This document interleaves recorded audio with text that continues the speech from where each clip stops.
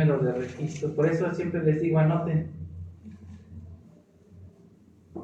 Si le das y en automático te va a salir la tesis. Entonces, lo más importante es anotar el número de registro digital. Si no la encuentras por número de registro digital, la puedes encontrar por el rubro. Entonces tendrás que, por ejemplo, el rubro dice control difuso de la constitucionalidad y convencionalidad. Su ejercicio no limita ni condiciona el del control concentrado. Lo que decíamos, pudiera ser que el juez cívico no aplique el control de la convencionalidad, finge demencia y le aplica la ley y el reglamento. Pero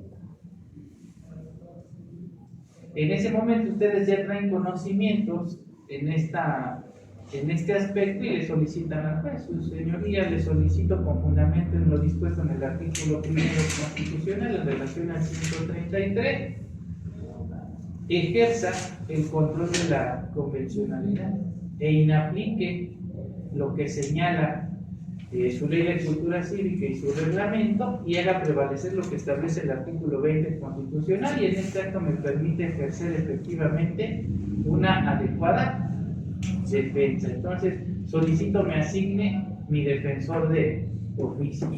Y lo primero que van a hacer, se van a reír, los van a decir: ¿cómo lo ven? Porque así me sucedió a su servidor y le ha sucedido a otras personas. Se ríen, o sea, su ignorancia es tan abismal que se ríen, dicen que eso no es posible porque es materia administrativa.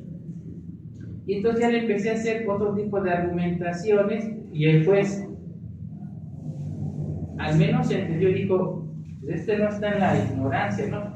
Entendí su lenguaje corporal y me dijo: cállate, ahorita lo vemos, ¿no? Porque tampoco le convenía que los demás sentados escucharan lo que yo estaba diciendo, ¿no? Porque todos le iban a solicitarlo. Entonces ya entendí su lenguaje y dijo: deja que hagan la apuesta y ahorita platicamos, ¿no?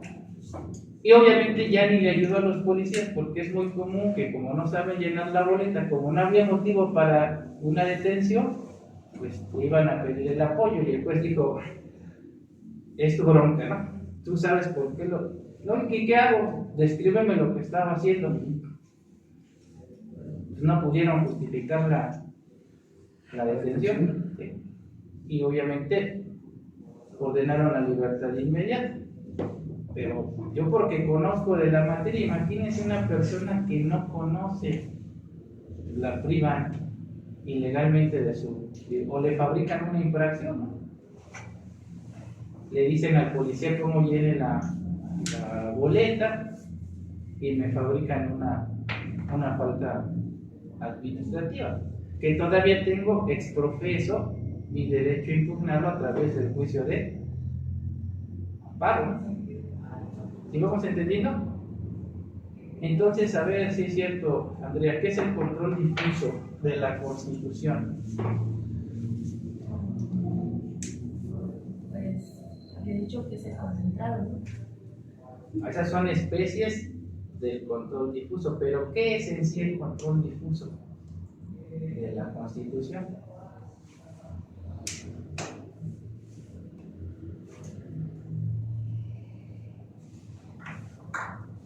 ¿Quieres ayudarle bien? Es la facultad que tienen los órganos, ¿no? Para hacer prevalecer la Constitución. La Constitución y los tratados por encima de lo que establezcan otras disposiciones. Así lo dice el 133, pues estoy mintiendo. Así lo dice expresamente el 133. Que la Corte dijo otra cosa, ¿no? Dijo que no lo autorizaba, que para eso existían los mecanismos de control constitucional. Pero vino una resolución de la Corte donde condenó a México y le dijo: tú tienes que permitir que los jueces ejerzan el control de la convencionalidad, ¿no? De la constitucionalidad y la convencionalidad. ¿Cómo le vas a hacer? No sé. Y es cuando tuvieron que emitir el criterio donde establece que precisamente después de la reforma en materia de derechos humanos, ahora tenemos un control difuso concentrado y un control difuso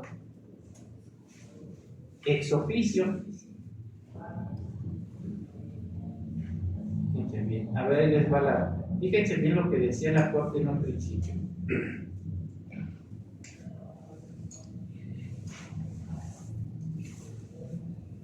Pongan atención porque todo esto va a ser materia del primer examen, ¿eh?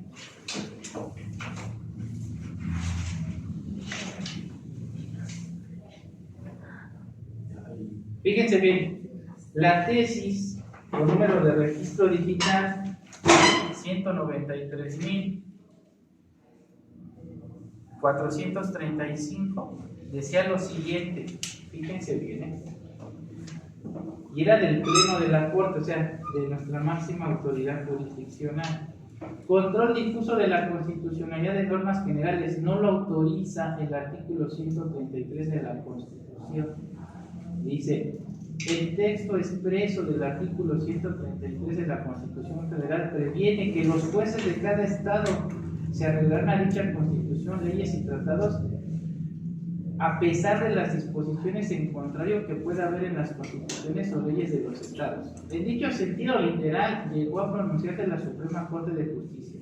Sin embargo, la postura sustentada con posterioridad por este alto tribunal de manera predominante ha sido en otro sentido, tomando en cuenta una interpretación sistemática del precepto y los principios que conforman nuestra Constitución. En efecto, esta Suprema Corte de Justicia de la Nación considera que el artículo 133 no es una fuente de facultades de control constitucional para las autoridades que ejercen funciones materialmente jurisdiccionales respecto de actos ajenos como son las leyes emanadas del propio Congreso, ni de sus propias actuaciones que les permita desconocer unos u otros, pues dicho precepto debe ser interpretado a la luz del régimen previsto por la propia Carta Magna para ese efecto. O sea, para ello tenés que acudir a fuerzas al juicio de amparo o, en su caso, se debió haber promovido una acción de inconstitucionalidad, una controversia constitucional.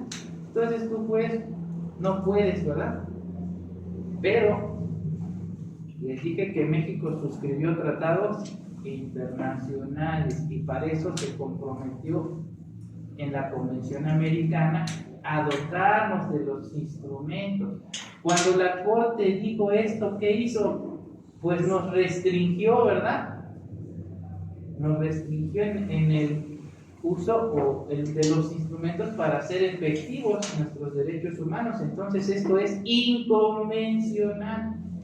¿Qué es lo que hace la Corte? Le ordena al gobierno mexicano a que cambie su criterio. Y entonces ahora dice lo siguiente. Bueno, para empezar, emite la siguiente tesis. Tiene como número de registro 160.589. Este criterio, lo primero que va a hacer es dejar sin efecto la tesis que leí hace un momento, de que los jueces no podían ejercer el control de la convencionalidad y de la constitucionalidad. Y entonces, en esta nueva tesis dice lo siguiente, fíjense bien. Control de convencionalidad ex oficio. Esto fue nuevo, en ese entonces nadie lo conocía. En un modelo de control incluso de constitucionalidad.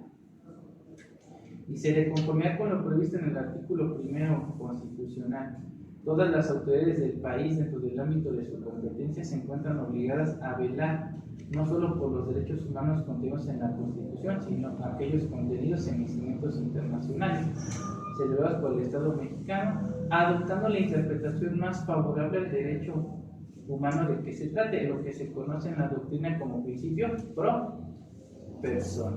Ya hemos hablado de ese principio en varias ocasiones. ¿Sí? Estos mandatos contenidos en el artículo 1 constitucional, reformado mediante el decreto en el Diario Oficial de la Federación 10 de junio de 2011, deben interpretarse junto con lo establecido en el diverso 133 para determinar el marco dentro del cual debe realizarse el control de la convencionalidad ex oficio en materia de derechos humanos a cargo del Poder Judicial, en el que deberá adecuarse al modelo de control constitucional existente en